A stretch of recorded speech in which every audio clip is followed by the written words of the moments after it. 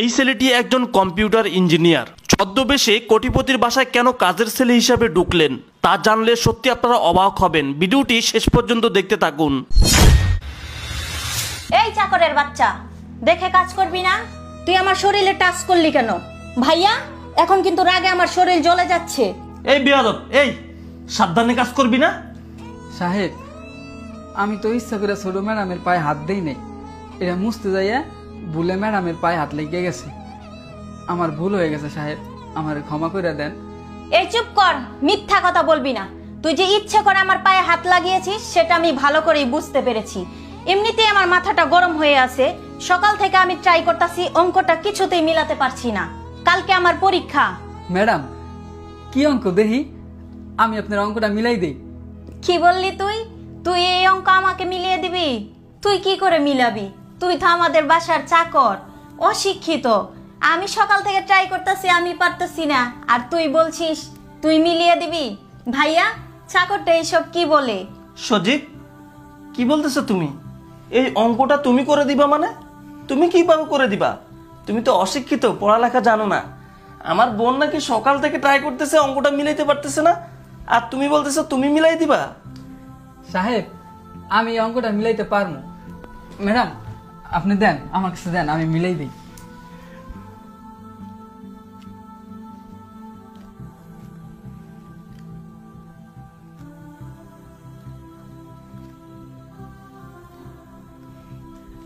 Madam, দেখেন তো অঙ্কটা মিলছে নি? হ্যাঁ ভাইয়া, এত কঠিন অঙ্ক ওই কিভাবে মিলালো? আমার মাথা তো কিছুতেই কাজ করতেছে না। আমারও তো মাথা ধরতেছে না। সজীব, তুমি কি পড়াশোনা করছো? হ সাহেব, পড়ালেখা করছিলাম 9-10 ক্লাস পর্যন্ত। আর জানেন সাহেব, আমি না অঙ্কে অনেক ভালো ছিলাম। এই কারণে ম্যাডামের এই অঙ্কটা আমি মিলাই দিতে পারছি।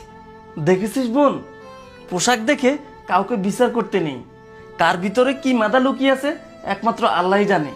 যাক, আমরা একটা শিক্ষিত কাজের লোক পাইছি। শোন, তুই আজ থেকে ওর সাথে খারাপ ব্যবহার করবি না। ঠিক আছে ভাইয়া, আজ থেকে আমি সব সময় ওর সাথে ভালো ব্যবহার করব, আর কখনো খারাপ ব্যবহার করব না। সজীব, যাও, বাকি কাজগুলো তুমি করে ফেলো। ঠিক আছে সাহেব।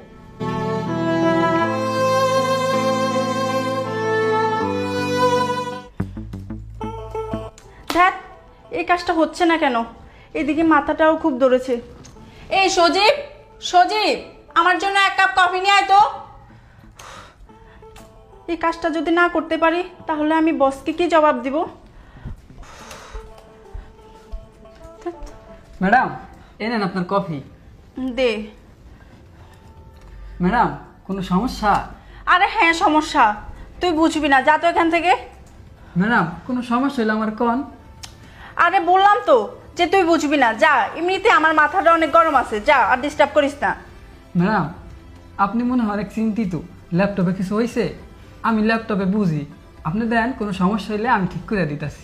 তুই হইছিস চাকর মানুষ, তুই ল্যাপটপের কি বুঝবি যে জায়গায় আমি সলভ করতে পারছি না? যা তো। আমি পারবো ম্যাডাম, কোনো সমস্যা আমার কোন, আমি ঠিক করে দেই। দেখ, আমার মাথাটা এমনিতেই গরম আছে, তুই আর খারাপ করিস না। কম্পিউটার সম্পর্কে তোর কোনো ধারণা আছে? আমি আইটি সেক্টরে জব করি, আমি সলভ করতে পারছি না, আর তুই কিনা এই বাসার কাজের ছেলে হয়ে সলভ করতে পারবি?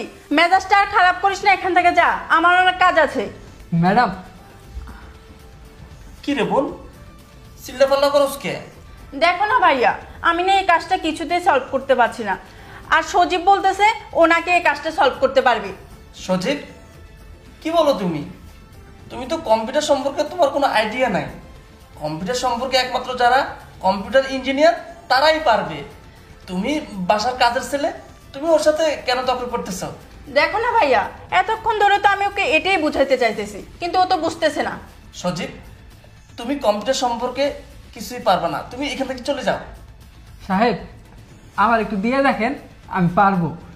বোন, ও এত করে বলতেছে, দেখ না, দেই ও পারে কিনা। আচ্ছা দাঁড়াও, দিতেছি, নে।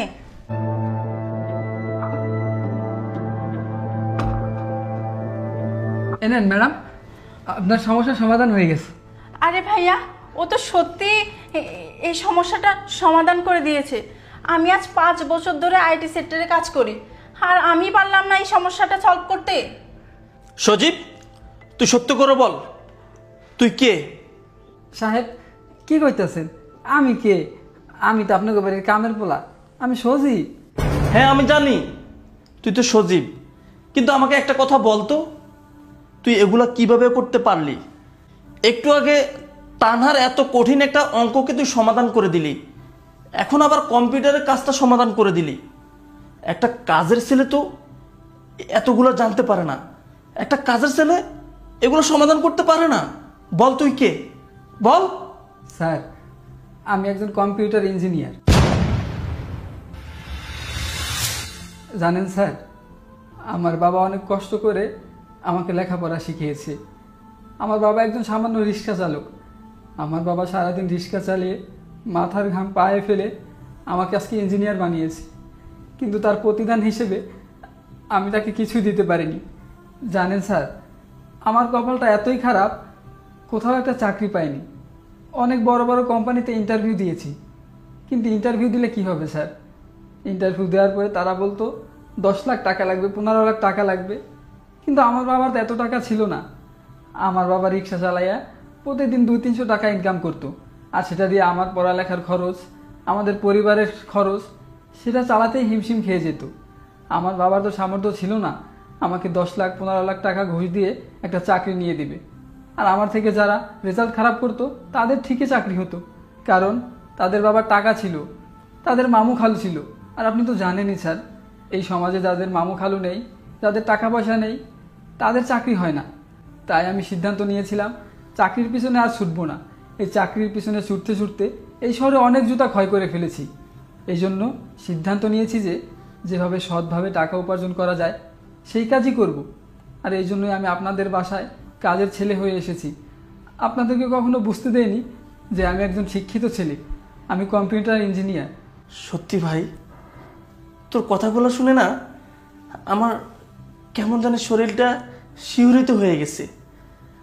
তোর মতো ছেলে সারা বাংলাদেশে খুঁজে হয়তো একটা পাওয়া যাবে না, কারণ তুই ঠিকই বলছস, আমাদের এই দেশে যারা মেধাবী শিক্ষিত তাদের কোনো দাম নেই।